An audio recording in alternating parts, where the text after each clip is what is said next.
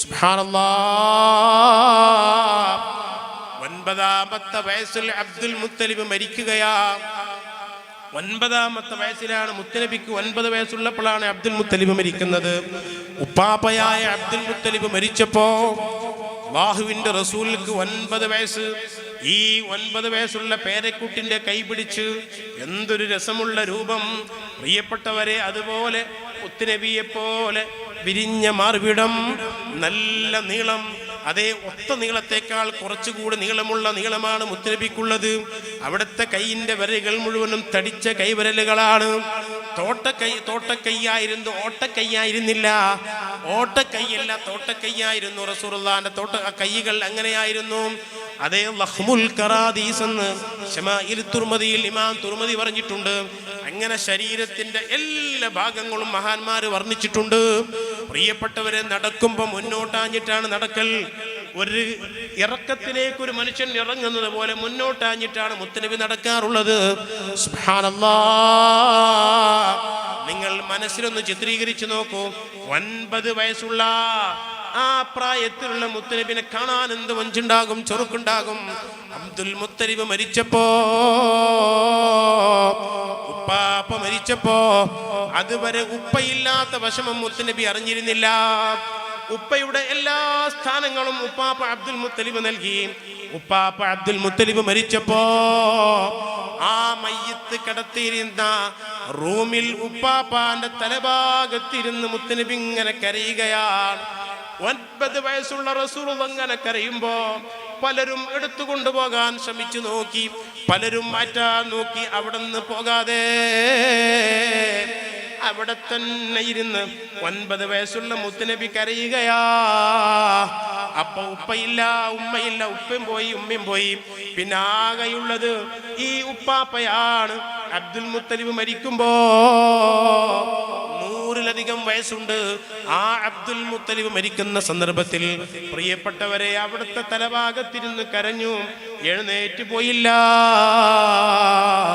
അവസാനം ആ മയ്യത്തെടുത്തുകൊണ്ട് മറവ് ചെയ്യാൻ വേണ്ടി ആളുകളൊക്കെ പോകുമ്പോൾ 9 വയസ്സുള്ള മുത്തനബി ആ മയ്യത്തും കട്ടിലിന്റെ അരികിലൂടെ നടന്ന് കരഞ്ഞ് കരഞ്ഞ് കണ്ണീരൊഴിക്കുന്നത് സഹാബത്ത് കണ്ടിട്ടുണ്ട്. എന്തായിരിക്കും ആ മനസ്സിന്റെ വേദന? ഉമ്മയെന്ന് വിളിക്കാൻ ഒരാളുണ്ടായില്ല, ഉപ്പയെന്ന് വിളിക്കാൻ ഒരാളുണ്ടായില്ല. എല്ലാം സംരക്ഷണം നൽകിയ ഉപ്പാപ്പയും പോവുകയാ. 9 വയസ്സുള്ളപ്പോഴാ. പ്രിയപ്പെട്ട സഹോദരങ്ങളെ, അങ്ങനെ പിന്നെ അബൂ ത്വാലിബ് അന്ന് മുതൽ നോക്കാൻ തുടങ്ങിയതാണ്. അന്ന് മുതൽ ആ 9ാമത്തെ വയസ്സ് അല്ലെങ്കിൽ 13ാമത്തെ വയസ്സ് അന്ന് മുതൽ നോക്കാൻ തുടങ്ങിയതാണ് അബൂ ത്വാലിബ്. ആ അബൂ ത്വാലിബ് മുത്തനബിക്ക് 50 വയസ്സുള്ളത് വരേക്കും അബൂ ത്വാലിബ് നോക്കി. 50 വയസ്സ് വരേക്കും അബൂ ത്വാലിബ് നോക്കി. 50ാമത്തെ വയസ്സിൽ അബൂ ത്വാലിബ് മരിച്ചു. പ്രിയപ്പെട്ടവരെ, 3 ദിവസം കഴിഞ്ഞിട്ട് ഖദീജ ബീവി മരിക്കുകയാണ്. മുത്തനബിന്റെ ഏക തണലായിരുന്നു ഖദീജ ബീവി. മുത്തനബിന്റെ ഏക സംരക്ഷകനായിരുന്നു അബൂ ത്വാലിബ്. നിങ്ങൾ ആലോചിച്ചു നോക്കൂ, 2 പേരും മരിക്കുന്നത് 3 ദിവസത്തിന്റെ ഡിഫറൻസ് ആണ്, വ്യത്യാസമാണ്. അല്ലാഹുവിന്റെ പരീക്ഷണങ്ങൾ അതിജയിക്കേണ്ടവരാണ് നമ്മളെന്ന് അല്ലാഹ് പഠിപ്പിക്കുകയാ. ആമുൽ ഹുസൻ എന്നായിരുന്നു ആ വർഷത്തിന്റെ പേര്. 50ാമത്തെ വർഷം വയസ്സിന്റെ പേര് ആമുൽ ഹുസൻ, ദുഃഖത്തിന്റെ കൊല്ലം. ദുഃഖം തന്നെയായിരുന്നു അന്ന്. അല്ലാഹുവിന്റെ റസൂൽ കഅബത്തിന്റെ അടുത്തേക്ക് പോയി. അബ്ദുൽ മുത്തലിബും അബൂ ത്വാലിബും മരിച്ചു, ഖദീജ ബീവിയും മരിച്ചു. കഅബത്തിന്റെ അടുത്തേക്ക് പോയപ്പോൾ ദുഷ്ടനായ ഒരു മനുഷ്യൻ വന്ന് മുത്തനബിന്റെ തലയിലേക്ക് മണ്ണ് വാരിട്ടു. അവിടുത്തെ ശറഫാക്കപ്പെട്ട തലയിലേക്ക് മണ്ണ് വാരിട്ടു. റസൂലുള്ളാഹിന്റെ തലയിലേക്ക് മണ്ണ് വാരിട്ടു. മുത്തനബിന്റെ തലയിൽ മണ്ണ്. മക്കയിൽ നിന്ന് കഅബത്തിന്റെ ഓരത്തുനിന്ന് ഒരു പിടി മണ്ണെടുത്ത് മുത്തനബിന്റെ തലയിലേക്ക് ഇട്ടിട്ട് അല്ലാഹുവിന്റെ റസൂലിനെ തടയാൻ, അല്ലാഹുവിന്റെ റസൂലിന് സംരക്ഷണമേകാനോ ഈ ദുഷ്ടനെ തടയാനോ ആരും ഉണ്ടായില്ല. മുത്തനബി നേരെ വീട്ടിലേക്ക് കടന്നു ചെന്നു. തലയിൽ നിന്ന് മണ്ണിങ്ങനെ കൊഴിഞ്ഞു വീഴുന്നു. വീട്ടിൽ നിന്ന് യഹദാ ബനാതിഹി, റസൂലുള്ളാഹിന്റെ പെൺകുട്ടികളാണ് അവിടെയുള്ളത്. ആൺകുട്ടികളൊക്കെ നേരത്തെ മരിച്ചുപോയി. മുത്തനബിക്ക് 3 ആൺകുട്ടികളെ കൊടുത്തു. 3 വയസ്സാകുന്നതിന്റെ മുമ്പ് തന്നെ 3 മക്കളും മരിച്ചുപോയി. 3 മക്കളും 3 വയസ്സ് വരെ ജീവിച്ചിട്ടില്ല. മുത്തനബിക്ക് അള്ളാഹു 7 മക്കളെ കൊടുത്തിട്ട് 7 മക്കളിൽ 6 മക്കളും മുത്തനബിന്റെ ഹയാത്ത് കാലത്ത് തന്നെ മരിച്ചുപോയി. പ്രിയപ്പെട്ടവരെ, 7 മക്കൾ കൊടുത്തിട്ട് 6 മക്കളും മുത്തനബി സല്ലല്ലാഹു അലൈഹി വസല്ലം തങ്ങളുടെ ഹയാത്ത് കാലത്ത് തന്നെ മുത്തനബി വഫാത്താകുന്നതിന് മുമ്പ് ഈ 6 മക്കളും മരിച്ചുപോയി. പിന്നെ ഒരൊറ്റ മോള് ഫാത്തിമ ഉണ്ടായിരുന്നുള്ളൂ. ആ ഫാത്തിമ ബി മുത്തനബി സല്ലല്ലാഹു അലൈഹി വസല്ലം തങ്ങൾ റബീഉൽ അവ്വൽ വഫാത്തായി. ഫാത്തിമ ബിവി ആ റബീഉൽ അവ്വലിന്റെ ശേഷമുള്ള റമദാനിക്കും വഫാത്തായി. ചരിത്രങ്ങളിലേക്ക് വിശാലമായി നമ്മൾ ഇറങ്ങിച്ചെല്ലണം, അപ്പോഴേ ഇതൊക്കെ മനസ്സിലാകൂ. പ്രിയപ്പെട്ട സഹോദരങ്ങളെ, അവിടെ നിന്ന് ആ മോള് പൊട്ടിക്കരഞ്ഞു പോയി. ഉപ്പാന്റെ തലയിൽ മണ്ണിട്ടല്ലേ. ആരുടെ തലയിലാണ് ഈ മണ്ണുള്ളത്? ഗസയിലേക്ക് ചീറിയടുക്കുന്നതായ ബോംബുകളും അതേപോലെ തന്നെ പീരങ്കികളും. അതാണോ ഇത്? മുത്തനബിന്റെ തലയിൽ മണ്ണ് വീണെങ്കിൽ, മുത്തനബിന്റെ തലയിലേക്ക് മണ്ണിടാൻ അവർ ധൈര്യം കാണിച്ചെങ്കിൽ പിറന്ന നാട്ടിലെ ആളുകളാണ് മണ്ണിട്ടത്. അയൽവാസിയായ ഉഖബത്ത് ഇബ്നു അബീ മുഈത്താണ് ഇതിന് നേതൃത്വം കൊടുത്തത്. അയൽവാസിയാണ് ഉഖബത്ത്, മുത്തനബിന്റെ അയൽവാസിയാണ്. അവരാണ് ഇത് ചെയ്തത്.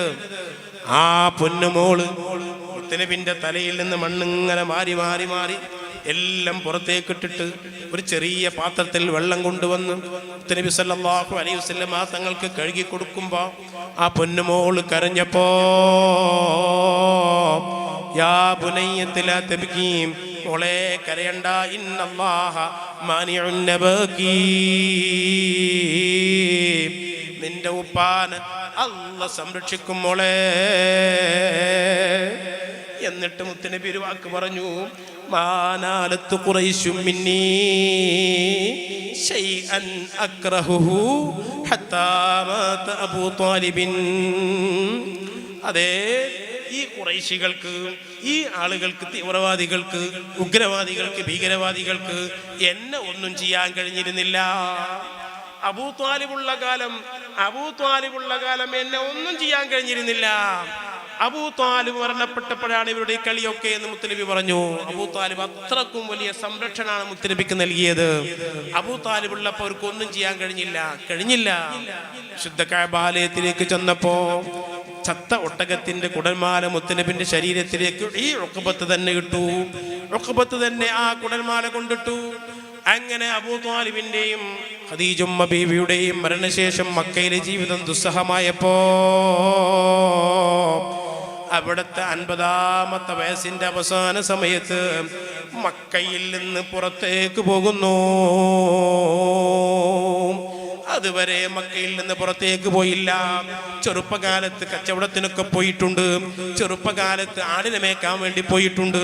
പ്രവാചകനായതിനു ശേഷം 10 കൊല്ലവും പുറത്തേക്ക് പോയില്ല. മക്കയിൽ തന്നെ 10 കൊല്ലം താമസിച്ചു. അതാ 50-ാമത്തെ വയസ്സിൽ ത്വായിഫിലേക്ക് പോവുകയാ. എന്താണ് ത്വായിഫിലുള്ളത്? അതേ, ബനു ആ ത്വായിഫിലുള്ളതായ ആൾക്കാർ റസൂലുള്ളാഹിന്റെ ഉമ്മാന്റെ കുടുംബക്കാരാണ്, ഉമ്മയുടെ കുടുംബക്കാരാണ്, അമ്മാവന്മാരുടെ കുടുംബക്കാരാണ്. ഒരാൾക്ക് വിഷമമുണ്ടായാൽ അമ്മാവന്മാരടുത്തേക്കാണ് ചൊല്ലുക, ഉമ്മാന്റെ പെരയിലേക്കാണ് ചൊല്ലുക. ഒരനുജനില്ല റസൂലുള്ളാഹിക്ക്, ഒരു ജ്യേഷ്ഠനില്ല റസൂലുള്ളാഹിക്ക്, ഒരു സഹോദരിയില്ല, ഒരു പെങ്ങളില്ല. പെങ്ങൾ എന്ന പേരിൽ അറിയപ്പെടുന്നത് ഹനീമ ബീവിന്റെ മോള് ബീവി ശൈമയാണ്. റസൂലുള്ളാഹിന്റെ പെങ്ങൾ എന്ന പേരിൽ അറിയപ്പെടുന്നത് അത് മുത്തുനബിന്റെ മലകുടിയിലുള്ള പെങ്ങളാണ്. ആ ശൈമ ബീവി അല്ലാതെ മുത്തുനബിക്കൊരു പെങ്ങളില്ല. ഉമ്മയുടെ കുടുംബത്തിൽപ്പെട്ട ആളുകൾ അവരെങ്കിലും സഹായിക്കുമെന്ന് കരുതിയാണ് ത്വായിഫിലേക്ക് പോയത്. പ്രിയപ്പെട്ടവരെ, ഞാൻ അവസാനിപ്പിക്കുന്നു. ത്വായിഫിൽ ചെന്നപ്പോ മക്കയിൽ നിന്ന് അല്ലാഹുവിന്റെ റസൂൽ ത്വായിഫിലെത്തുമ്പോ 60 മൈൽ താണ്ടിയാണ് എത്തുന്നത്. 60 മൈൽ എന്ന് പറഞ്ഞാൽ ഏകദേശം 100ഓളം കിലോമീറ്ററായി. 65 മൈലാണ് 100 കിലോമീറ്റർ. ഏകദേശം 100ഓളം കിലോമീറ്ററുകൾ മുത്തുനബി പോകുന്നത് അനുജന്മാരെ, ചെറുപ്പക്കാരെ, 2 വീലറിലല്ല. ഇന്ന് നിങ്ങൾക്ക് ഒരടി മുന്നോട്ട് നടക്കാൻ പ്രയാസമല്ലേ? എല്ലാവരുടെ വീട്ടിലും 2 വീലറുകളുണ്ട്. എല്ലാവർക്കും അത് ഓടിക്കാൻ അറിയാം. വാഹനമില്ലാത്ത വീടുകൾ ഇന്നില്ല. കേട്ടോളൂ, അല്ലാഹുവിന്റെ റസൂൽ അബൂ ത്വാലിബിന്റെയും ഖദീജ ബീവിയുടെയും മരണശേഷം രക്ഷ കിട്ടാൻ വേണ്ടി ഇസ്ലാമിലേക്ക് ആരെങ്കിലും വരാൻ വേണ്ടി ത്വായിഫിലേക്ക് പോകുമ്പോ 60 മൈൽ താണ്ടി പോവുകയാണ്. നടന്നിട്ടാണ് പോകുന്നത്. ഒട്ടകമില്ല, ഒരു വാഹനമില്ല. ആ മൊട്ടക്കുന്നിലൂടെ, മണൽത്തരികളുള്ള ആ മണൽക്കാട്ടിലൂടെ മുത്തുനബി 100ഓളം കിലോമീറ്റർ, ഒന്നിലധികം ദിവസം സഞ്ചരിച്ച് നടന്നിട്ട്, അള്ളാന്റെ റസൂല് 100ഓളം കിലോമീറ്ററുകൾ നടന്നിട്ട് ഇവിടുന്ന് കോഴിക്കോട്ടേക്ക് പോകുന്നതിനേക്കാൾ അപ്പുറം ഏകദേശം കണ്ണൂരിലേക്കുള്ള വഴി ദൂരമില്ലേ പ്രിയപ്പെട്ടവരെ? ആ കിലോമീറ്ററോളം മുത്തുനബി നടന്നിട്ട് കൂടെ സയ്യിദ് ഇബ്നു ഹാരിസ റളിയല്ലാഹു അൻഹു കൂടെയുണ്ട്. അവരും കൂടെ വെയില് വകവെക്കാതെ, ചൂട് വകവെക്കാതെ നടന്നുപോയി. തായിഫിൽ ചെന്നിട്ടെങ്കിലും ആരെങ്കിലും ഇസ്ലാമിലേക്ക് വന്നെങ്കിലോ എന്ന് കരുതിയിട്ട് തായിഫിൽ ചെന്നപ്പോ അള്ളാന്റെ റസൂലിന്റെ കുടുംബക്കാരെ വീട്ടിലേക്ക് അബ്ദ് ഇബ്നു അലീൽ എന്ന് പറയുന്ന ആളാണ് അവിടുത്തെ പ്രമുഖൻ. അബ്ദ് ഇബ്നു അലീലിന്റെ വീട്ടിൽ ചെന്നു. വലിയ സ്വീകരണം ഒന്നും പ്രതീക്ഷിച്ച് ചെന്നതല്ലെങ്കിലും അബ്ദ് ഇബ്നു അലീലും ഹബീബ് അതേപോലെയുള്ള ആളുകളൊക്കെ മുത്തനബിനെ സ്വീകരിച്ചില്ല. വെള്ളം പോലും കൊടുത്തില്ല. 10 ദിവസം തായിഫിൽ നിന്നു. 10 ദിവസം ഏതെങ്കിലും വീട്ടിലെ സൽക്കാരങ്ങൾ സ്വീകരിച്ചുകൊണ്ട് നിന്നതല്ല. എവിടെയോ അന്തിയുറങ്ങി, ഏതോ സ്ഥലത്ത് പോയി കിടന്നുറങ്ങി, ഏതോ സ്ഥലത്ത് പോയി മലമൂത്ര വിസർജനം നടത്തി. 10 ദിവസം തായിഫിൽ ഇരുന്നിട്ട് ഒരാള് പോലും മുത്തുനബിനെ സ്വീകരിച്ചില്ല. എന്നിട്ട് അല്ലാഹുവിന്റെ റസൂൽ ക്ഷീണിതനായി അവിടെ നിന്ന് പോരുകയാണ്. ഏകദേശം 3 മൈലെത്തിയപ്പോ, നടന്നിട്ട് 3 മൈലെത്തുമ്പോ അല്ലാഹുവിന്റെ റസൂലിനെ എറിയുകയാണ്. അവിടെയുള്ള കുട്ടികളെ, ചെറിയ മക്കളെ വിളിച്ചിട്ട് റസൂലുള്ളാഹി സ്വല്ലല്ലാഹു അലൈഹി വസല്ലമ തങ്ങളെ എറിയുകയാണ്. ഏറ് കൊണ്ടിട്ട് മുത്തുനബിന്റെ കാലിൽ നിന്ന് രക്തം വരാൻ തുടങ്ങി. അല്ലാഹുവിന്റെ റസൂലിന്റെ കാലിൽ നിന്ന് രക്തം വരാൻ തുടങ്ങി. മുത്തുനബി സല്ലല്ലാഹു അലൈഹി വസല്ലമ തങ്ങളെ പിന്നാലെ ചെറിയ മക്കളെ പറഞ്ഞയച്ച് റസൂലുള്ളാഹിനെ എറിഞ്ഞു. അല്ലാഹുവിന്റെ റസൂലിന്റെ കാലും വന്ന് രക്തം വന്നു. അങ്ങനെ ക്ഷീണിച്ചുകൊണ്ട് 3 കിലോമീറ്റർ, 3 മൈൽ അല്ലാഹുവിന്റെ റസൂൽ ഓടി. അങ്ങനെ ഓടിയിട്ട് ഒരു ഉത്ബത്ത്, ശൈബത്ത് എന്ന് പറയുന്ന റബീഅത്തിന്റെ 2 മക്കള്, ആ റബീഅത്തിന്റെ മക്കളുടെ തോട്ടത്തിലേക്ക്, മുന്തിരിത്തോട്ടത്തിലേക്ക് റസൂലുള്ളാഹി കയറി ചെന്നു. ആ മുന്തിരിത്തോട്ടത്തിൽ ചെന്നിട്ട് ആ മുന്തിരിത്തോട്ടത്തിന്റെ മതില് ചാരിയിട്ട് ക്ഷീണിച്ചിട്ട് ഇങ്ങനെ ഇരിക്കുകയാണ്. ആരാ പ്രിയപ്പെട്ടവരെ ഇത്? 50 വയസ്സായിരിക്കുന്നു. 50 വയസ്സായിരിക്കുന്നു. അല്ലാഹുവിന്റെ റസൂലിന്റെ കാലും വന്ന് രക്തം വന്നു. മക്കയിൽ നിന്ന് രക്തം വന്നിട്ടുണ്ടായിരുന്നില്ല. മക്കയിൽ നിന്ന് രക്തം ചിന്തിയിരുന്നില്ല. തായിഫിൽ ചെന്ന് 10 ദിവസം നിന്ന് ഒരു പ്രയോജനം ഉണ്ടായില്ല. എന്നിട്ട് ആ റബീഅത്തിന്റെ 2 മക്കളായ ഉത്ബത്തിന്റെയും ശൈബത്തിന്റെയും മുന്തിരിത്തോട്ടത്തില് ക്ഷീണിച്ചുകൊണ്ട് റസൂൽ അങ്ങനെ ഇരിക്കുമ്പോ അദ്ദാസ് എന്ന് പറയുന്ന തോട്ടം നോക്കുന്ന ആൾ, ആ തോട്ടത്തിന്റെ ഉടമസ്ഥരുടെ സമ്മതപ്രകാരം ഒരു കുല മുന്തിരി മുത്തുനബിക്ക് കൊണ്ടുപോയി കൊടുത്തു. ഒരു കുല മുന്തിരി മുത്തുനബിക്ക് കൊണ്ടുപോയി കൊടുത്തപ്പോൾ അദ്ദാസിന്റെ മുഖത്തേക്ക് നോക്കി. ആ മുന്തിരിയിൽ നിന്ന് ക്ഷീണം അകറ്റാൻ വേണ്ടി മുത്തുനബി ആ മുന്തിരി ഇങ്ങനെ തിന്നുമ്പോ ബിസ്മില്ലാഹിർ റഹ്മാനിർ റഹീം എന്ന് പറഞ്ഞിട്ട് ഇങ്ങനെ തിന്നുമ്പോ അദ്ദാസ് മുഖത്തേക്ക് നോക്കി. എന്തൊരു വാക്കാണിത്? നിങ്ങൾ ആരാ? അദ്ദാസ് ചോദിച്ചു, നിങ്ങൾ ആരാ? ഞാൻ പ്രവാചകനാണ്. അദ്ദാസിനോട് ചോദിച്ചു, നീ എവിടത്തുകാരനാ? അദ്ദാസ് പറഞ്ഞു, ഞാൻ നീനവാ സ്വദേശിയാണ്, ഇവിടെ പണിക്കാരനാണ്, നീനവാ സ്വദേശിയാണെന്ന് പറഞ്ഞപ്പോ പറഞ്ഞു, അഖി യൂനുസ്, എന്റെ സഹോദരൻ യൂനുസ് നബിന്റെ രാജ്യമാണതെന്ന് പറഞ്ഞു കൊടുത്തു. അങ്ങനെ അദ്ദാസ് ഇസ്ലാം മതം സ്വീകരിച്ചു. ഹബീബായ മുഹമ്മദുർ റസൂലുള്ളാഹി സ്വല്ലല്ലാഹു അലൈഹി വസല്ലമ തങ്ങൾ അവിടെ നിന്ന് പുറപ്പെട്ടു. ഖർനുൽ മനാസിൽ എന്ന് പറയുന്ന സ്ഥലത്തെത്തി. ഖർനുൽ മനാസിൽ എന്ന് പറയുന്ന സ്ഥലത്തെത്തിയപ്പോ മഹാനായ ജിബ്രീൽ അലൈഹിസ്സലാത്തു വസ്സലാം വന്നു. ജിബ്രീൽ ഒരു മേഘത്തിന്റെ ഉള്ളിലായി ജിബ്രീൽ വന്നിട്ട് പറഞ്ഞു, യാ റസൂലല്ലാഹ്, ത്വായിഫിൽ വെച്ച് അങ്ങ് അനുഭവിച്ച വിഷമങ്ങൾ അല്ലാഹു കാണുന്നുണ്ട്. ത്വായിഫിൽ വെച്ച് അങ്ങേക്ക് ഏറി കിട്ടിയത് അല്ലാഹു കാണുന്നുണ്ട്. ത്വായിഫിൽ 10 ദിവസം തങ്ങിയിട്ട് 1 സെക്കൻഡ് പോലും അങ്ങയെ സ്വീകരിക്കാത്ത ജനതയെ അല്ലാഹു കാണുന്നുണ്ട്. അതുകൊണ്ട് എൻ്റെ കൂടെ ആ മല കൊണ്ട് ഏൽപ്പിക്കപ്പെട്ട, മലയുടെ ഉത്തരവാദിത്തപ്പെട്ട മലക്ക് എൻ്റെ കൂടെയുണ്ട്. മല കൊണ്ട് ഏൽപ്പിക്കപ്പെട്ട മലക്ക് റസൂലുള്ളാഹിയോട് സംസാരിക്കുകയാണ്. യാ റസൂലല്ലാഹ്, ഈ രണ്ട് കാണുന്ന മല അഖ്ശബൈൻ, അബൂ ഖുബൈസ് മലയും ആ അബൂ ഖുബൈസിന്റെ ഓപ്പോസിറ്റുള്ള മലയും, ഈ രണ്ട് മലയും കൂടി ഞാൻ എടുത്തിട്ട് ഈ മക്കക്കാരിലും ത്വായിഫുകാരിലും എല്ലാവരുടെയും ശരീരത്തിന്റെ മുകളിലേക്ക് അങ്ങ് മലയിടട്ടെ, തങ്ങൾ സമ്മതിച്ചാൽ മതി. ഇത്ര തങ്ങളെ ധിക്കരിച്ച, ഈ രൂപത്തിൽ തങ്ങൾ ആക്രമിച്ച, ഈ രൂപത്തിൽ തങ്ങളെ ശല്യം ചെയ്ത ആളുകൾ വേണ്ട നബിയെ. അഖ്ശബൈൻ എന്ന മലക്ക് പറഞ്ഞു, ഈ രണ്ട് മലകൾ, അഖ്ശബൈനിയാകുന്ന ഈ രണ്ട് മലകൾ ഞാൻ അവരുടെ മുകളിലേക്ക് അങ്ങ് വലിച്ചെറിയട്ടെ എന്ന് ചോദിച്ചപ്പോൾ മുത്തുനബി സല്ലല്ലാഹു അലൈഹി വസല്ലമ റഹ്മത്തുൽ ലിൽ ആലമീൻ ശഫീഉൽ വറാ റസൂലുള്ളാഹ് ബിദുല്ലി വഇഖ്ഫിലാസി വഫഖരി വഫാഖതി ഇലൈക റസൂലുള്ളാഹി അസ്ബഹ്തു അഹ്റുബു. തുല്യതയില്ലാത്ത നേതാവ്, അമേരിക്കക്കാരടക്കമുള്ള ലോകത്തെ നശിപ്പിക്കുന്ന രാഷ്ട്രങ്ങൾ പഠിക്കട്ടെ. പാവപ്പെട്ട കുട്ടികളെ കൊല്ലുമ്പോ അത് പ്രതിരോധമാണെന്ന് പറഞ്ഞിട്ട് നോക്കി നിൽക്കുകയല്ല ചെയ്യേണ്ടത്. ലോകത്ത് ഇസ്രയേലിനെ പോലെ യുഎൻഒവിന്റെ 12 പ്രമേയങ്ങൾ, യുഎന്നിന്റെ 12 പ്രമേയങ്ങൾ അംഗീകരിക്കാത്ത ഒരേ ഒരു രാജ്യം ഇസ്രയേൽ മാത്രമാണ്. യുഎൻഒവിനെ അംഗീകരിക്കാത്ത ഒരു രാജ്യം ഇസ്രയേൽ മാത്രമാണ്. ഇത്ര തമ്മാടികളും ധിക്കാരികളുമായ ഒരു രാജ്യമില്ല. ആ രാജ്യത്തെ പിന്തുണക്കുന്ന ഒരു ലോകത്തിലെ ഏറ്റവും ഭീകരന്മാരാ. അവരൊക്കെ കേൾക്കട്ടെ. പ്രിയപ്പെട്ടവരെ, മുത്തുനബി സല്ലല്ലാഹു അലൈഹി വസല്ലമ തങ്ങൾ പറഞ്ഞത് വേണ്ട.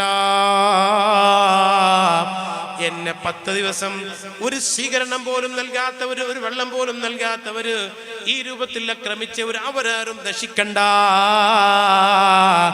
അർജു അൻ യഖ്റുജ മിൻഹും മൻ യഅബുദുല്ലാഹ വഹദാ. അല്ലാഹനെ മാത്രം ആരാധിക്കുന്ന ആരെങ്കിലും അവർ കൂട്ടത്തിൽ നിന്ന് വന്നാലോ ഞാനത് ആഗ്രഹിക്കുകയാ.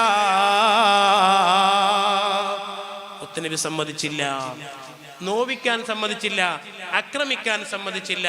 ഇതുകൊണ്ടാണ് മുത്തുനബി സല്ലല്ലാഹു അലൈഹി വസല്ലമ തങ്ങള് റഹ്മത്തുൽ ലിൽ ആലമീൻ, ലോകത്തിനാകമാനം റഹ്മത്ത് എന്ന് നമ്മൾ പറയുന്നത്.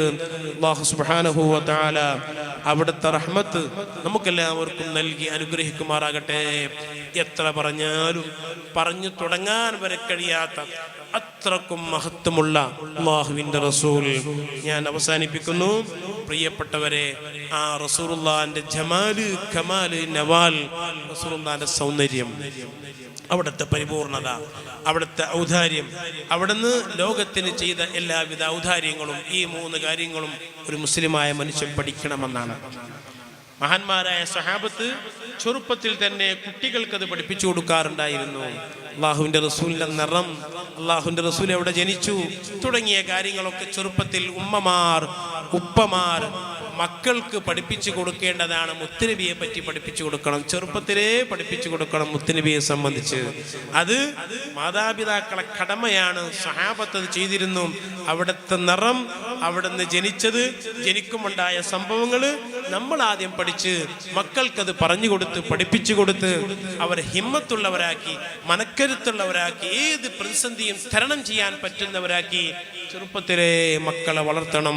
ഞാൻ ഓതി വെച്ച ആയത്ത് ഖുൽ ഇൻ കുന്തും തുഹിബ്ബൂനല്ലാഹ്, നബിയെ തങ്ങൾ മനുഷ്യന്മാരോട് പറഞ്ഞു കൊടുക്കുക, നിങ്ങൾ അല്ലാഹുവോട് മഹബ്ബത്തുണ്ടെങ്കിൽ ഫത്തബിഊനി യുഹിബ്ബുകുമുല്ലാഹ്, നിങ്ങൾ എന്നെ പിൻപറ്റണം, നിങ്ങൾ എന്നെ പിൻപറ്റണം. അല്ലാഹുവിനെ സ്നേഹിക്കുന്നുവെങ്കിൽ റസൂലുള്ളാഹിനെ സ്നേഹിക്കണം, എന്നാൽ അല്ലാഹു നിങ്ങളെ സ്നേഹിക്കും.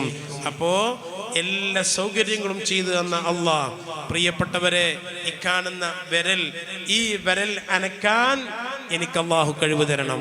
എനിക്ക് അല്ലാഹു കഴിവ് തരാഞ്ഞാൽ വിരൽ അനക്കാൻ കഴിയില്ല. ഈ 5 വിരലുകളിൽ ഓരോ വിരലിലും 3 വിയ്യാവൂരിയുണ്ട്. ഒരു വിരലിൽ 3 വിയ്യാവൂരിയുണ്ട്. ഈ 3 വിയ്യാവൂരിയാകുമ്പോൾ 5 വിരലിൽ 15 വിയ്യാവൂരിയായി.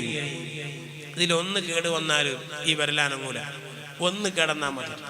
ഇത് മാറ്റിവെക്കാൻ ലോകത്ത് ഒരൊറ്റ കമ്പനിയും ഇതിനൊക്കെയുള്ള സ്പെയർ നിർമ്മിക്കുന്നില്ല. എല്ലാത്തിനും സ്പെയർ ഉണ്ട്. നമ്മുടെ ശരീരത്തിന്റെ ഒരു നഖത്തിന് പോലും സ്പെയർ സൃഷ്ടിക്കാൻ ഇന്നവരെ കഴിഞ്ഞിട്ടില്ല. അത് പോകട്ടെ, നിങ്ങൾ ചെറിയ സൂചി എടുത്ത് ആ സൂചിന്റെ മുകളിലേക്ക് നമ്മുടെ കയ്യിൽ നിന്ന്, കൈയിന്റെ അഗ്രത്തിൽ നിന്ന് ഒരു തുള്ളി രക്തത്തിന്റെ ചെറിയ കണിക എടുത്ത് ആ സൂചിന്റെ തെല്ല് ഭാഗത്ത് തങ്ങി നിൽക്കുന്ന രക്തത്തിന്റെ കണികയുണ്ടല്ലോ, ആ ഒരു കണികയിൽ 50,000 ചുവന്ന രക്തത്തിന്റെ അണുക്കളുണ്ട്. ആ ഒരു തുള്ളി രക്തത്തിൽ 50,000 ചുവന്ന രക്തത്തിന്റെ അണുക്കളുണ്ടെന്ന് ഹദീസല്ല, ശാസ്ത്രജ്ഞന്മാർ പറയുകയാണ്. ആരാത് സൃഷ്ടിച്ചത്? ഒരു തുള്ളി രക്തത്തിലാണ്. ഈ ഒരു തുള്ളി രക്തം ചന്ദ്രയാൻ സൃഷ്ടിച്ചിട്ട് 3,80,000 കിലോമീറ്ററാണ്. 40 ദിവസം സഞ്ചരിച്ചിട്ടാണ് നമ്മുടെ ചന്ദ്രനിൽ പോയി ലാൻഡ് ചെയ്തത്. ആ ചന്ദ്രനിൽ പോകുന്ന മനുഷ്യന്മാർ, ഇനി സൂര്യനിലേക്ക് പോകാൻ ശ്രമിക്കുന്ന മനുഷ്യന്മാർ, അതിൻ്റെയും അപ്പുറത്ത് 68 കോടി കിലോമീറ്റർ ഭൂമിയിൽ നിന്ന് സഞ്ചരിച്ച് 68 കോടി കിലോമീറ്റർ ഭൂമിയിൽ നിന്ന് സഞ്ചരിച്ച് ഏകദേശം 10-ലധികം മാസം സഞ്ചരിച്ച് ചൊവ്വയിൽ എത്തി മറ്റൊരു ഉപഗ്രഹം. ഇങ്ങനെയൊക്കെ ചെയ്തിട്ടും ഒരു തുള്ളി രക്തമുണ്ടാക്കാൻ മനുഷ്യന് കഴിഞ്ഞില്ല. ഒരു തുള്ളി രക്തം ഉണ്ടാക്കാൻ കഴിഞ്ഞില്ല. രക്തം ഉണ്ടാക്കാൻ പോകട്ടെ, ഉള്ള രക്തത്തിന്റെ പോസിറ്റീവ് ഒന്ന് നെഗറ്റീവ് ആക്കാൻ കഴിഞ്ഞില്ല. ഓ എന്ന് ബി ആക്കാൻ കഴിയില്ല മനുഷ്യന്മാർക്ക്. അതും പോകട്ടെ, ഈ ഉള്ളവൻ ഇവിടെ പ്രസംഗിക്കുന്നു. ഇത്രയും സമയം പ്രസംഗിച്ചപ്പോൾ എൻ്റെ നാവ് ഇങ്ങനെ ചലിക്കുന്നു. ഈ നാവ് ചലിക്കണമെങ്കിൽ എനിക്ക് തുപ്പുനീര് വേണം. തുപ്പുനീരിൽ ഞാൻ നാവ് ചലിക്കൂല. വായെങ്ങാനും ഉണങ്ങിയാൽ ശബ്ദം പുറത്തേക്ക് വരൂല. ഈ തുപ്പുനീര് ആര് സൃഷ്ടിച്ചു എന്നതാണ്? ചെറുപ്പക്കാരെ ഞാൻ അവസാനിപ്പിക്കുന്നു, ഉമ്മമാരെ അവസാനിപ്പിക്കുന്നു. ഇത് റബ്ബ് സുബ്ഹാനഹു വ തആല തന്നതാണ്. ഇതൊക്കെ അല്ലാഹു തന്നതാണ് എന്നൊരു ബോധം നമുക്കുണ്ടാകണം. നമ്മൾ മുസ്ലിമീങ്ങളായ ആൾക്കാർ ഏതെങ്കിലും ഒന്നിന്റെ പിന്നാലെ പോകേണ്ടവരല്ല. നമുക്ക് എന്തൊക്കെ ചെയ്യണം, എന്തൊക്കെ കാണിക്കണം, എല്ലാം മുത്തുനബി പറഞ്ഞു തന്നിട്ടാ പോയിട്ടുള്ളത്. ഒന്നും ഒഴിവാക്കിയിട്ടില്ല. എങ്ങനെയാണ് കല്യാണം കഴിക്കേണ്ടത്, എങ്ങനെയാണ് നിക്കാഹ് കഴിക്കേണ്ടത്, ആ നിക്കാഹിന്റെ സദസ്സ് എങ്ങനെയാണ്, അതേപോലെ തന്നെ എങ്ങനെയാണ് വീട്ടിലേക്ക് കടന്നു ചെല്ലേണ്ടത്, എല്ലാ കാര്യങ്ങളും നബി സല്ലല്ലാഹു അലൈഹി വസല്ലം തങ്ങൾ പഠിപ്പിച്ചിട്ടാണ് പോയിട്ടുള്ളത്. പ്രിയപ്പെട്ട സഹോദരന്മാരെ, സഹോദരിമാരെ, ഓർമ്മപ്പെടുത്തുന്നു. ചെറിയൊരു ഉദാഹരണം പറഞ്ഞു എന്ന് മാത്രം. നിങ്ങൾ ആലോചിച്ചു, ഇപ്പൊ നിങ്ങളൊരു 1.5 മണിക്കൂർ 2 മണിക്കൂറായി ഇവിടെ ഇരിക്കുന്നു. ഇനി ഒന്ന് എഴുന്നേറ്റാൽ ഊരക്കൊരു ചെറിയ വേദന ഇല്ലാത്ത ആരപ്പ കൂട്ടത്തിലുണ്ടാകുക? നിങ്ങളൊന്ന് എഴുന്നേറ്റ് നോക്കാട്ടെ, എല്ലാവരും എഴുന്നേറ്റ് നോക്കാട്ടെ. പെണ്ണുങ്ങൾ എഴുന്നേൽക്കേണ്ട, ആണുങ്ങൾ മാത്രം.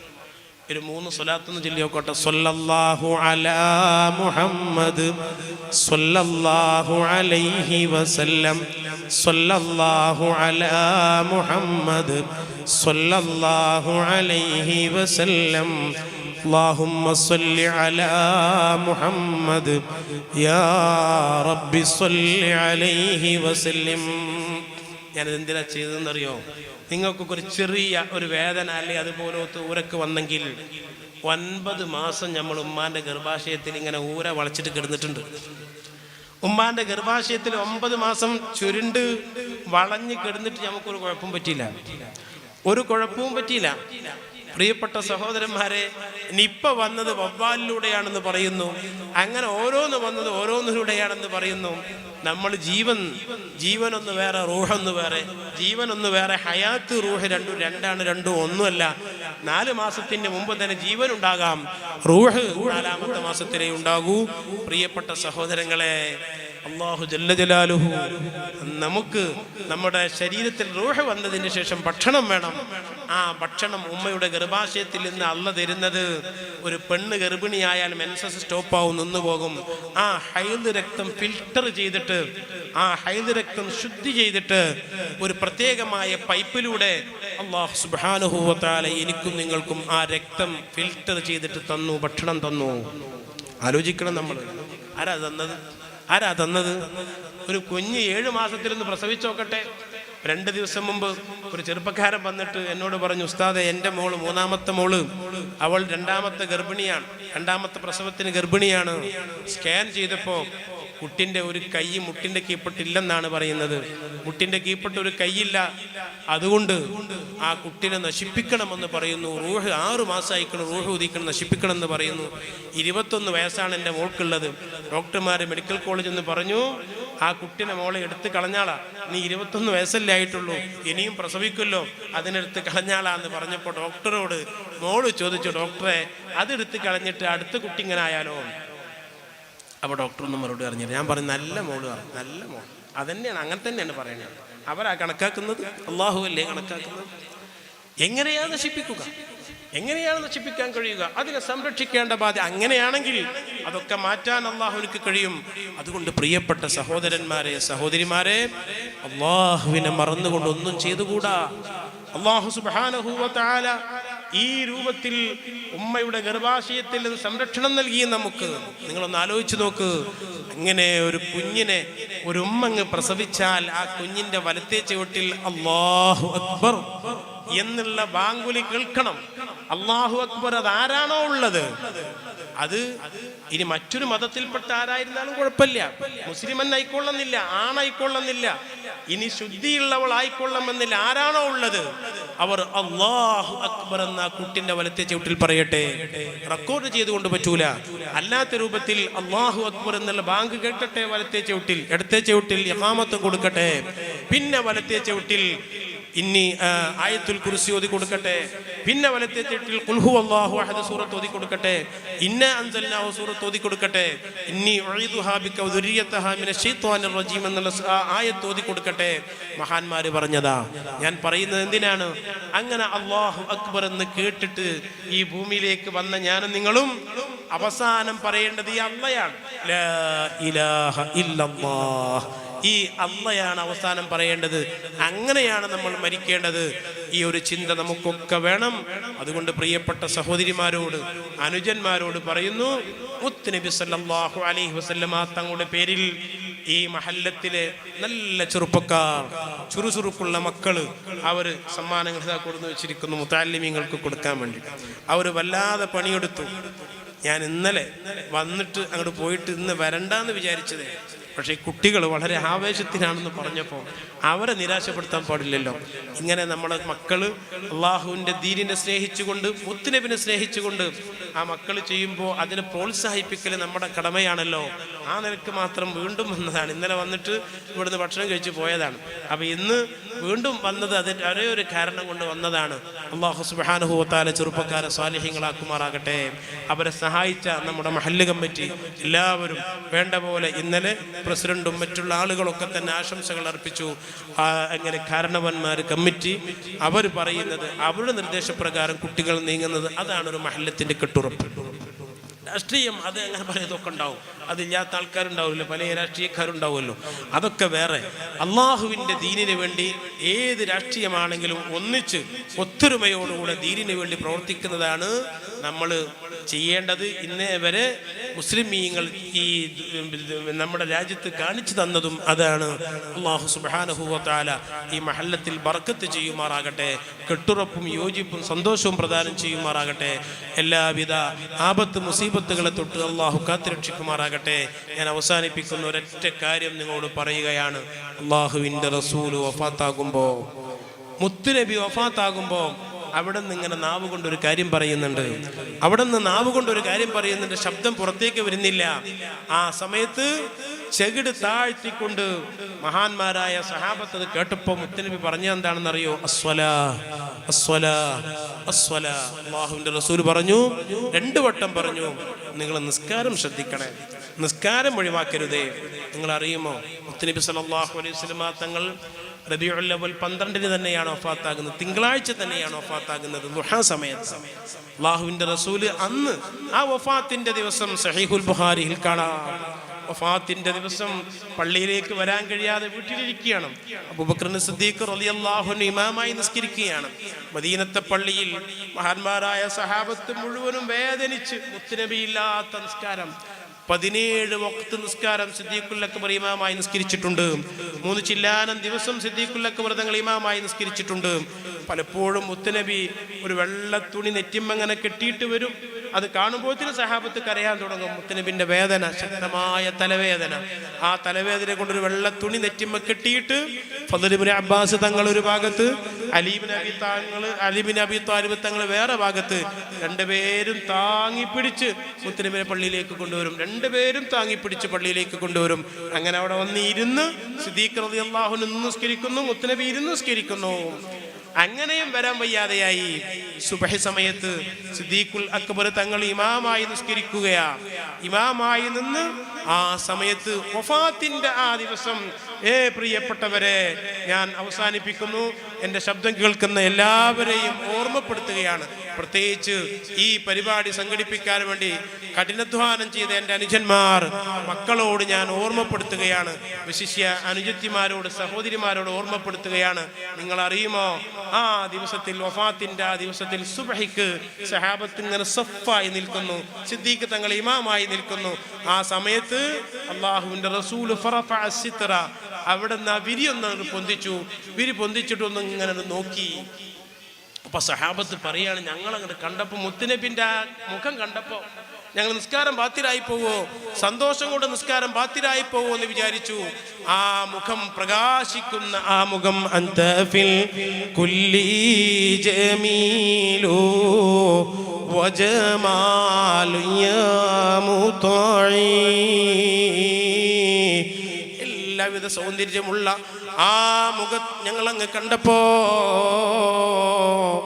ഞങ്ങളൊക്കെ നിസ്കാരം ബാത്തിലായി പോകുമോ, സന്തോഷം കൊണ്ട് നിസ്കാരം ബാത്തിലായി പോകുമോ എന്ന് വിചാരിച്ച് സിദ്ദീഖ് തങ്ങൾ മെഹ്റാബിൽ നിന്ന് പിന്നോട്ടടിച്ച് റസൂലുള്ളാഹി നിസ്കരിക്കാൻ വേണ്ടി വരുമോ എന്ന് വിചാരിച്ച് പിന്നോട്ടടിച്ചപ്പോ അവിടെ തന്നെ നിന്നോളൂ എന്ന് പറഞ്ഞിട്ട് നിസ്കാരത്തിന് സഫ് നിൽക്കുന്ന സ്വഹാബത്തിനെ കണ്ട് മുത്തുനബി പുഞ്ചിരിച്ചു.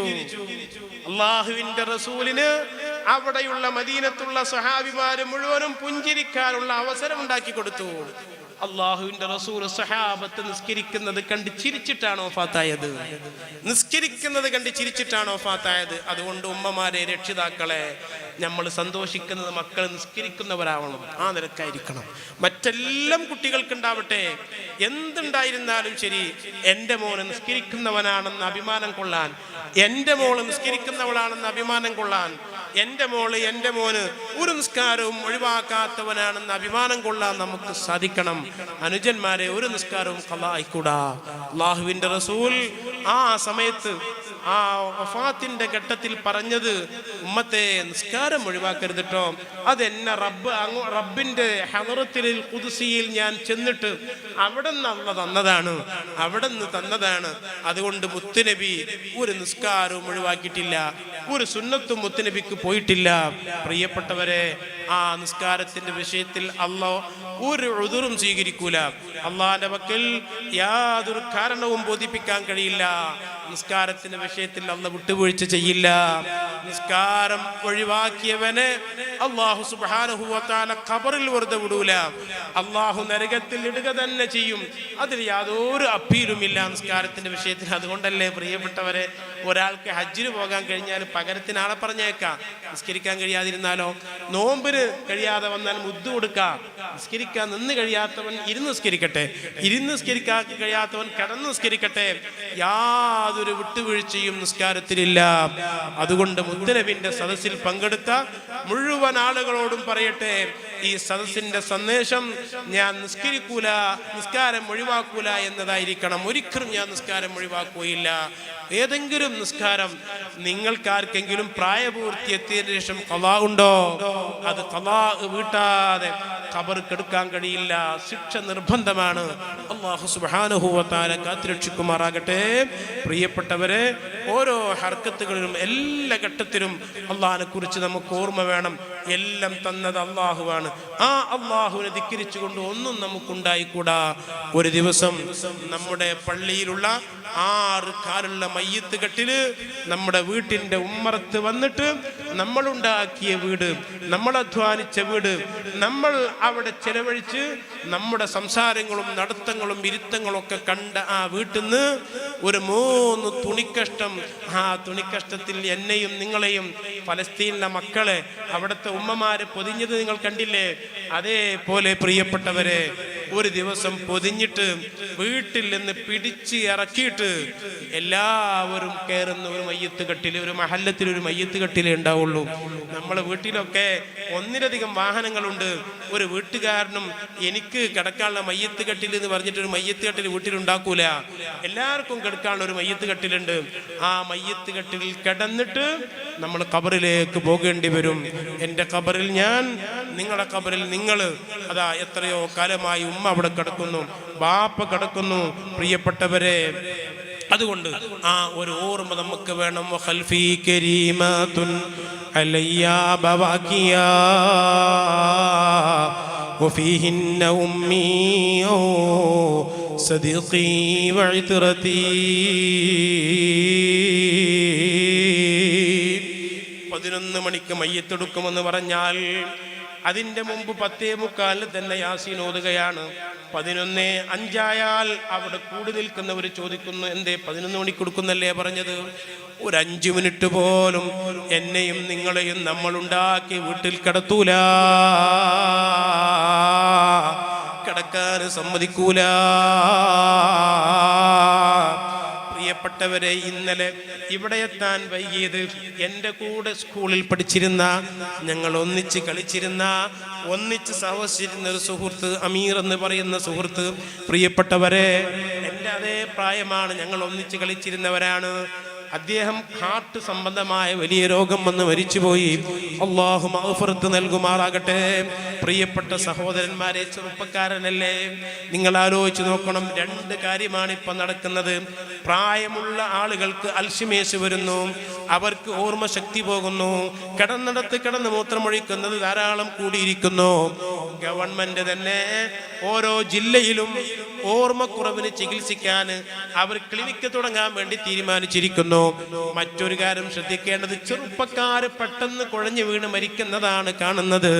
അതുകൊണ്ട് പ്രിയപ്പെട്ടവരെ, അതിൻ്റെ മുമ്പ് എല്ലാ ഉത്തരവാദിത്തങ്ങളും നിർവഹിച്ചുകൊണ്ട് അതേ ഉമ്മ എന്ന് വിളിക്കുന്ന ഒരു ദിവസം വരും. മക്കളെല്ലാവരും ഉമ്മ എന്ന് വിളിക്കും. ആ ഉമ്മ വീട്ടിൽ നിന്ന് ഇറങ്ങിപ്പോയാൽ പിന്നെ ആ വീട്ടിലേക്ക് വരില്ല. ഇന്നലെ അവരെ വീട്ടിലേക്ക് ചെല്ലുമ്പോ ഉമ്മയെന്ന് വിളിച്ച ആ പൊന്നുമോന് പിന്നെ ഉമ്മയെന്ന് വിളിക്കാൻ ഒരാളില്ല. ഇന്നലെ അവരെ ബാപ്പയെന്ന് വിളിച്ച, ബാപ്പ എന്ന് വിളിച്ചവന് ബാപ്പയില്ല. ആ ബാപ്പാന്റെ അവസാനത്തെ ഇറക്കം പിന്നെ അങ്ങോട്ടില്ല. പിന്നെ ബാപ്പാനെ കാണൂല, ഉമ്മാനെ കാണൂല. ഉമ്മയില്ലാത്ത കല്യാണമായിരിക്കും, ബാപ്പയില്ലാത്ത കല്യാണമായിരിക്കും, സൽക്കാരങ്ങളായിരിക്കും. പ്രിയപ്പെട്ടവരെ, ഇത് അനുഭവിക്കാനുള്ളതല്ലേ, അത് സംഭവിക്കുന്നതല്ലേ. അതുകൊണ്ട് ആ സമയത്ത് ലാ ഇലാഹ ഇല്ലല്ലാഹ് എന്ന് ചൊല്ലി മരിക്കാനുള്ള ഒരു തൗഫീഖിന് വേണ്ടി അധ്വാനിക്കണേ, അതിനു വേണ്ടി സമയം കളയണേ. ഇന്നലെ എനിക്കും നിങ്ങൾക്കും ഉണ്ടായ ആയുസ് ഇന്നില്ല. ഇന്ന് ആയുസ് ഒരു ദിവസം കുറഞ്ഞു പോയി. ഇന്നലെ ഞാനും നിങ്ങളും ഖബറിലേക്കുള്ള ദൂരം അതിന്ന് കുറഞ്ഞു പോയി. ഞാനും നിങ്ങളും ഖബറിലേക്ക് ഇങ്ങനെ അടുത്തുകൊണ്ടിരിക്കുകയാ.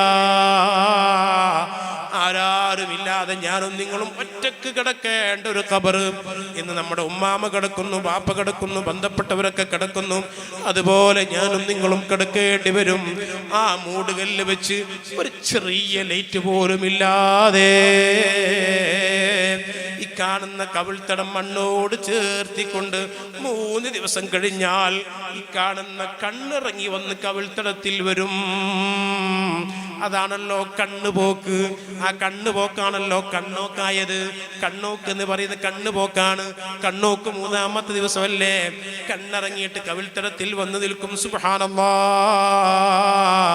അലദ്ദൂദുൽ ഖുദൂദ വഗാസ ഫീഹാ അകൂലൽ ലിൽ ബരിയാതി തിറാബി. എൻ്റെയും നിങ്ങളും ശരീരത്തിലും ഉമ്മാൻ്റെയും ബാപ്പാൻ്റെയും ശരീരത്തിൽ ശിരസ് മുതൽ കാല് വരെ മൂക്കിൻ്റെ ഉള്ളിലും ചെവിൻ്റെ ഉള്ളിലും വായൻ്റെ ഉള്ളിലൊക്കെ പുഴുക്കൾ അരിച്ചു നടക്കും. സുബ്ഹാനല്ലാഹ്, വയറ് കീറിപ്പോകും, വയറ് പൊട്ടിപ്പോകും. സുബ്ഹാനല്ലാഹ്, അങ്ങനെയുള്ള ഒരു ദിവസം നമുക്കൊക്കെ വരാനുണ്ടെന്ന ഓർമ്മ പ്രിയപ്പെട്ടവരെ നമ്മുടെ മനസ്സിൽ വേണം കേട്ടോ. എൻ്റെ അനുജന്മാരോട് പറയുന്നു, മുട്ടുപുക്കളിൻ്റെ ഇടയിലുള്ള സ്ഥലം പുരുഷന്മാരെ ഔറത്താണ്. ആ ഔറത്ത് കാണിച്ചുകൊണ്ടുള്ള ഒരു ട്രൗസർ പോലും അണിയരുതേ. അതൊക്കെ ഫാഷൻ ഫാഷനായി മക്കളെ.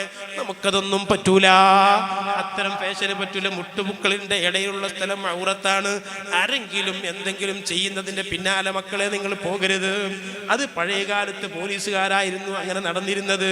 അത് അവർക്കുള്ള മോശമായ ഡ്രസ്സാണെന്ന് കരുതിയിട്ട് ഗവൺമെന്റ് തന്നെ മാന്യമായ ഡ്രസ്സ് പോലീസുകാർക്ക് കൊടുത്തതാണ്, പാൻറ് കൊടുത്തതാണ്.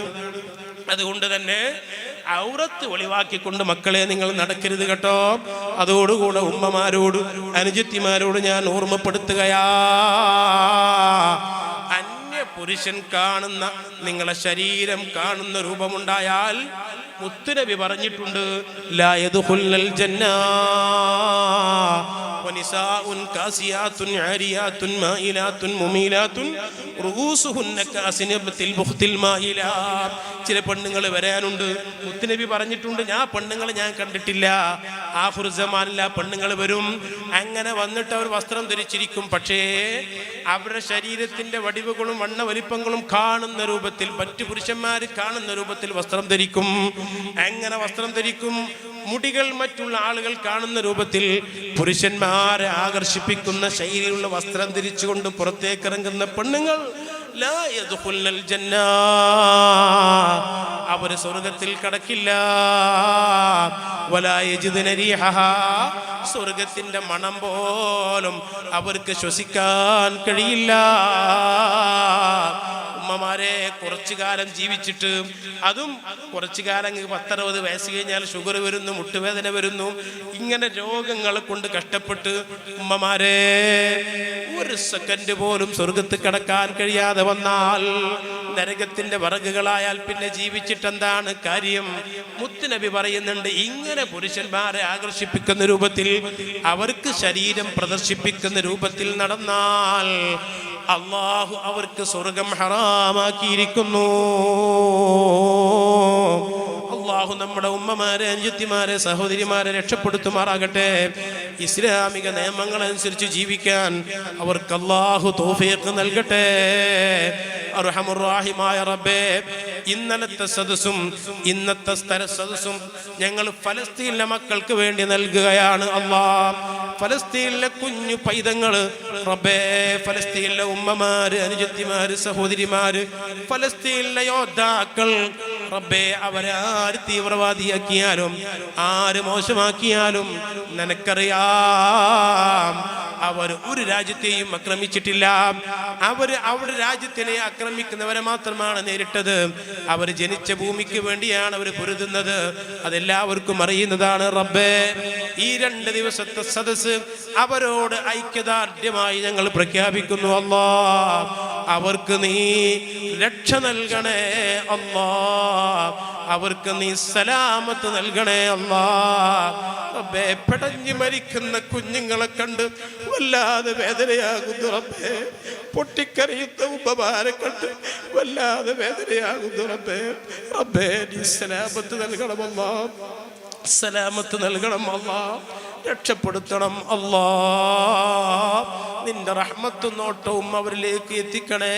അല്ലാഹ്, അവരെ രാജ്യത്തെ നീ സംരക്ഷിക്കണേ. അല്ലാഹ്, അവരെ ആക്രമിക്കുന്നവരാരായിരുന്നാലും, അവരെ ആക്രമിക്കുന്ന അക്രമികളെ സഹായിക്കുന്നവരാരായിരുന്നാലും എല്ലാ നിലക്കും അവരെ പരാജയപ്പെടുത്തണം. അല്ലാഹ്, പരാജയപ്പെടുത്തണം. അല്ലാഹ്, അർസിലിൽ അദാബ ഇലൈഹിം, അർസിലിൽ അദാബ ഇലൈഹിം മസ്ഖുഹും കുല്ല മുമസ്ഖിൻ യാ റബ്ബ് യാ അല്ലാഹ് യാ ജബ്ബാർ യാ ഖഹാർ. റബ്ബേ, ഇവിടുത്തെ ചെറുപ്പക്കാർ അവരെ നീ നന്നാക്കണേ. അല്ലാഹ്, സ്വാലിഹീങ്ങളാക്കണേ. അല്ലാഹ്, ഒരു നിസ്കാരവും ഖളാ ആക്കാതെ നിസ്കരിക്കുന്നവരാക്കണേ. അല്ലാഹ്, ഇവിടെ തടിച്ചുകൂടിയ ഉമ്മമാരെ, അനുജത്തിമാർ, അവരൊക്കെ നീ സ്വാലിഹാത്തുകളാക്കണേ. അല്ലാഹ്, അവർക്ക് സാലിഹീങ്ങളായ മക്കളെ നൽകണേ. അല്ലാഹ്, ഉള്ള മക്കളെ നീ സാലിഹീങ്ങളാക്കണേ. അല്ലാഹ്, എല്ലാവിധ ചീത്ത സ്വഭാവങ്ങളിൽ നിന്നും ലഹരികളിൽ നിന്നും അവരെ രക്ഷപ്പെടുത്തണേ. അല്ലാഹ്, ലഹരിയുടെ പിടുത്തത്തിൽ നിന്ന് ഞങ്ങളെ മക്കളെ നീ കാക്കണേ. അല്ലാഹ്, നിനക്കല്ലാതെ ആ മക്കളെ കാക്കാൻ കഴിയില്ല. അല്ലാഹ്, ഒരു നിയമത്തിനും അത് തടുത്തു നിർത്താൻ കഴിയില്ല. അല്ലാഹ്, ലഹരിയിൽ നിന്ന് ഞങ്ങളെ മക്കളെ, ഞങ്ങളെ നാടിനെ, ഞങ്ങളെ മഹല്ലത്തിനെ നീ കാക്കണേ. അല്ലാഹ്, അല്ലാഹുവേ, ഞങ്ങളെ ഖബർസ്ഥാനിൽ മറപ്പെട്ട് കിടക്കുന്ന മുഴുവൻ ആളുകൾക്കും നീ മഗ്ഫിറത്തും റഹ്മത്തും നൽകണേ. അല്ലാഹ്, ഞങ്ങൾ ഇന്ന് മരണപ്പെട്ടു പോയവർക്കൊക്കെ മഗ്ഫിറത്തും റഹ്മത്തും നൽകണേ. അല്ലാഹ്, അല്ലാഹുവേ, ഇതിനു വേണ്ടി സഹായിച്ച സഹകരിച്ച എല്ലാവർക്കും നീ ഖൈറും ബർക്കത്തും ഏറ്റി കൊടുക്കണേ അല്ലാഹ്. ഈ 2 ദിവസത്തെ പരിപാടി ഈ മഹല്ലത്തിനൊരു കാവലും ഒരു പ്രകാശവും സംരക്ഷണവും ആക്കണേ അല്ലാഹ്. അവസാനം ലാ ഇലാഹ ഇല്ലല്ലാഹ് എന്ന് ചൊല്ലി മരിക്കാൻ ഞങ്ങൾക്കൊക്കെ തൗഫീഖ് നൽകണേ അല്ലാഹ്. അല്ലാഹുവേ, ഉമ്മമാർ ബന്ധപ്പെട്ട പലരും രോഗികളായി വീടുകളിൽ കഴിയുന്നു അല്ലാഹ്. അവർക്കൊക്കെ നീ സലാമത്ത് ശിഫ നൽകണേ അല്ലാഹ്.